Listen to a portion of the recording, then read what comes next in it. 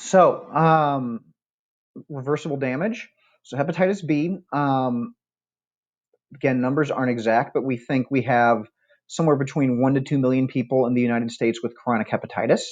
Um, and about 20% of these people will go on to have a serious complication. And again, when we mean serious complication, we mean something like liver failure and or um,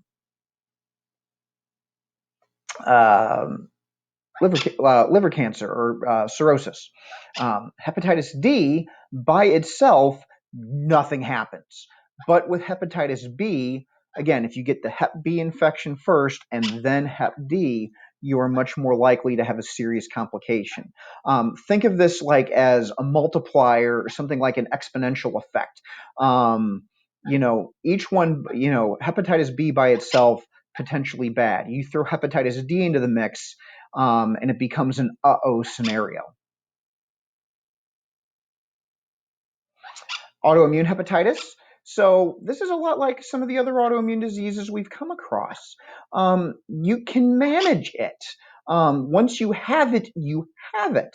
So the majority of people with medication management, you can successfully kind of keep it tamped down and pushed down and keep a lid on it.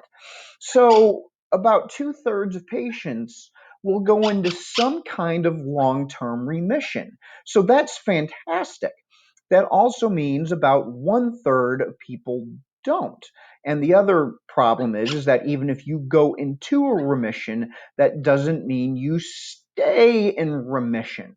And by now, you're getting a hint of what relapsing or not going into remission means. It means either liver failure or some kind of liver cancer. With NASH, you've got a chance of getting out of this game.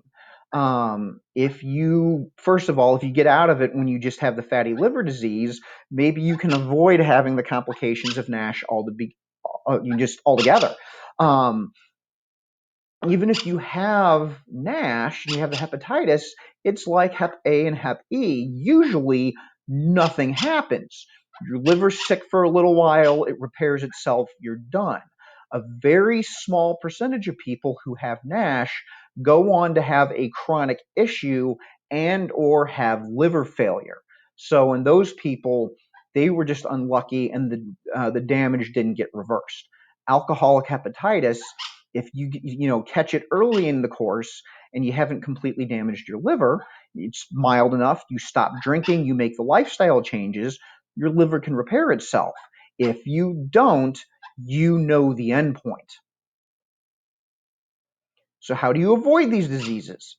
Hep A and Hep E, it's good sanitation. Wash your hands. Have a safe water supply. And this is one of the biggest public health measures in the world. If you take care of good drinking water, it's not an issue anymore. We can vaccinate for hepatitis A, but there is no vaccination for hepatitis E. So that's a big difference. For hepatitis B, D, and C, these are blood-based infections. So that means sexual transmission, so unsafe sex, IV drug use, needle sharing, intravenous drug use, unsafe blood product usage. So this was a lot bigger before we started screening our own blood supply, and then maternal fetal transmission during pregnancy. So either during pregnancy or during the childbirth process itself. We can vaccinate for Hep B. You saw it in the vaccination schedule. There is no vaccination for Hep C or Hep D. How do we avoid these other ones? Autoimmune hepatitis, it's an autoimmune disease. Nothing you can do about it. You either get it or you don't. Non-alcoholic steatohepatitis, avoid excessive weight gain. This is lifestyle moderated in some respects. Have a healthy diet, exercise. If you gain weight, start to lose it before it's excessive weight gain. And if you gain weight, before you lose it, get screening labs before you start to lose weight. We'll pick up here when I get back.